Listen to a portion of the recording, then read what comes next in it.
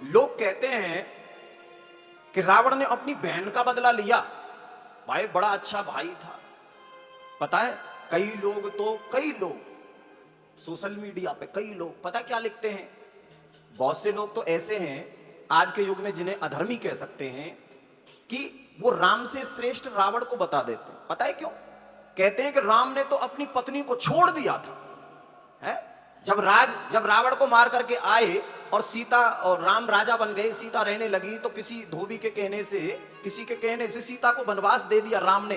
तो कई कन्याएं कहती हैं, लड़कियां कहती हैं, हमको राम जैसा पति नहीं चाहिए कि किसी के कहने से अपनी पत्नी को ही वनवास दे दिया। उससे अच्छा तो रावण था, ऐसे कहते हैं, उससे अच्छा तो रावण था। लेकिन अभी रावण का चरित्र सुना ही नहीं है किसी ने, कितना खतरनाक था वो, कितना खतरनाक था।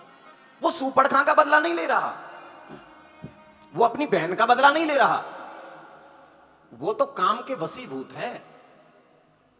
वो सीता की तारीफ जैसे ही सुनता है, मंदोदरी ने लाख मना कर लिया कि स्वामी आप इसकी बात में मत आइए सूपड़खा की, है? लेकिन सूपड़खा भड़काए जा रही है, भैया आप इनकी बात में मत आइए, ये तो जलती है?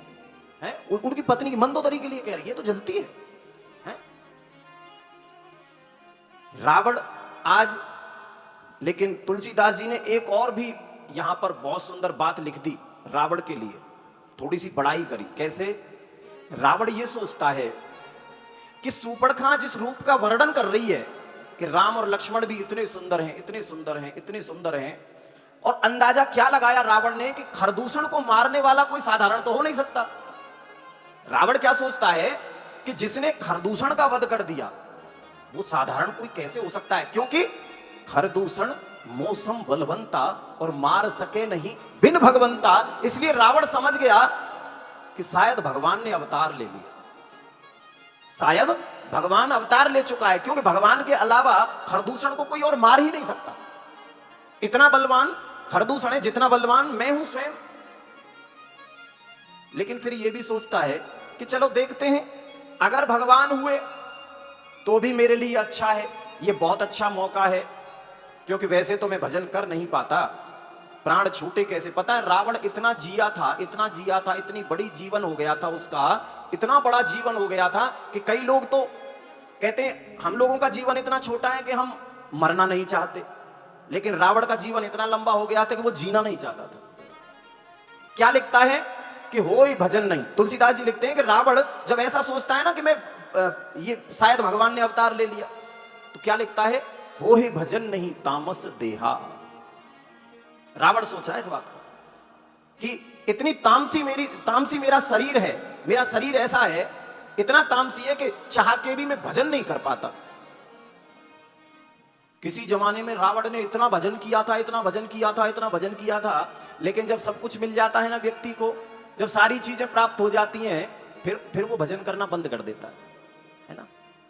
वैसा ही रावण के साथ हुआ, सब सुख सुविधा उसको प्राप्त हो गई थी, इसलिए उसने भजन ही करना बंद कर दिया था रावण ने। इसलिए कहता है कि होए भजन नहीं तामस देहा, मन क्रम वचन मंत्र ढड़ एहा।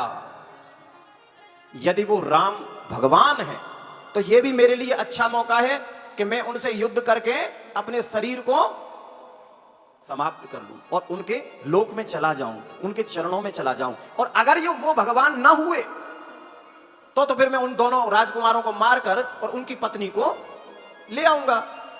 दोनों ही तरह से मेरी विजय है। अगर वो भगवान हुए तो फिर मैं उनके हाथों से मरकर मुक्ति पालूंगा, मेरे साथ साथ मेरा परिवार, पूरा परिवार मुक्ति पालेगा। भगवान के हाथ से मरना कोई साधारण बात है क्या? सब्सक्राइब करें हमारे YouTube चैनल आनंद कृष्ण ठाकुर जी को। परम पूज्य आनंद कृष्ण ठाकुर जी महाराज के भजन कीर्तन कथाओं को सबसे पहले देखने के लिए बेल आइकन को दबाना ना भूलें।